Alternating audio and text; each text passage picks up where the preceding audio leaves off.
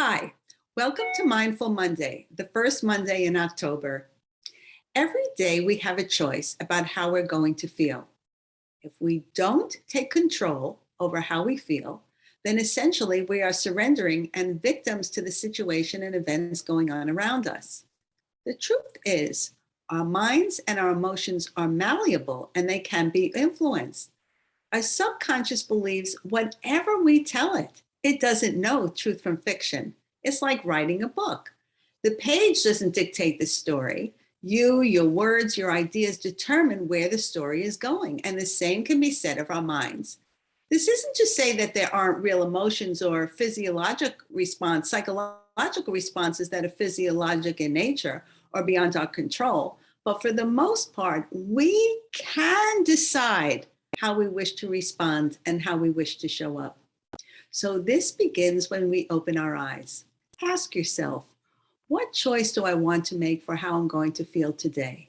How am I going to respond? What frame of mind am I going to be in? How do you write that script on your mind? You may have heard a lot about the importance of being grateful and how it can influence your overall attitude and your life. So here's today's Monday Mindful Tip. As soon as you open your eyes, spend 5 minutes saying everything you're grateful for in rapid fire, no judgment, no thought. It can be simple things like being grateful that you opened your eyes or that you had a restful night's sleep, being grateful for the cup of coffee you're going to enjoy in the morning or a phone call you're going to have during the day, being grateful that the sun is shining or that it's raining or whatever it is that you feel grateful about.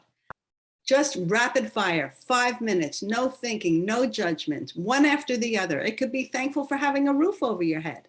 Anything. Get the idea? 5 minutes. Set the timer. That's what I do every morning. And you have to do it every day. After a while, you should see a change in your attitude for the day and a shift that comes quicker and easier. But here's the other side of the exercise.